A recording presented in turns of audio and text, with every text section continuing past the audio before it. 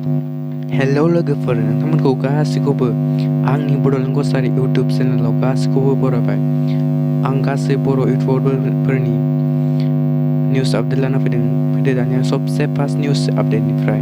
सबसे first news आपडेटआव दं जोंहा आर्ट फिल्म प्रडाक्शननिफ्राय, जेराव बिथांमोनहा कमेडि पस्ट खालामदों, जेराव गावसोरनि गोदान मिउजिक भिडिअखौ फैगासिनो होननानै दिनै दा बेलासियाव बिथांमोननि हिर' दं सिमां सायनारि आरो एक्ट्रेसआव दं लिपिका ब्रह्म।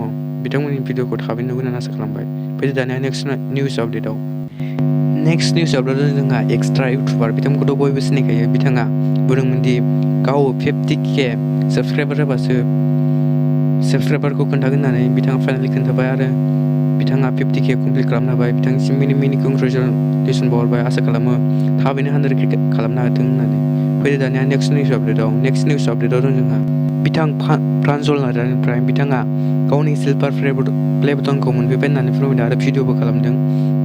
नोंथांमोना नायनो गोसोबा डिसक्रिपसनाव नायनो हागोन जाय नायाखै। फैदो दानिया नेक्स्ट निउस आपडेटआव जोंहा सवाpan बिथाङा अफिसियेलि एनाउन्स खालामना बुंदों दि बिथाङा नेनानै दं आं ड्रामाटिक मिउजिक भिडिअखौ थाबैनो लाबोगासिनो होनना बुंदों। आसा खालामो बिथांनि बे एलबामखौ थाबैनो नुनो मोनगोन होननानै। फैदो दानिया नेक्स्ट निउस आपडेटआव दं जोंहा बिथां मेहेर औवारिनिफ्राय। बिथाङा 30K जाबाय। बिथांसिमबो मिनि कंग्रेचुलेसन बावहरबाय। आसा खालामो बिथाङा थाबैनो 100K खालामनो हागोन होननानै।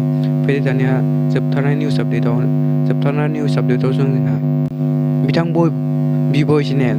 बिथांखौथ' बयबो सिनायखायो। बिथाङा 100K बारबाय। बिथांनियाव दासान्दि अखा सिरिनाय बायदि साबस्क्राइबार बारायगासिनो। आसा खालामो बिथाङा थाबैनो 1 मिलियन खालामनो हागोन होननानै। बिथांनिसिम मिनि कंग्रेचुलेसन बावहरबाय आरो भिडिअखौ बेखिनियावनो फोजोबबाय। नोंथांमोनहा भिडिअखौ मोजां मोनदोंब्ला लाइक आरो शेयार आरो साबस्क्राइब खालामनो दाबाव। नेक्स्ट भिडिअआव लोगो मोनगोन।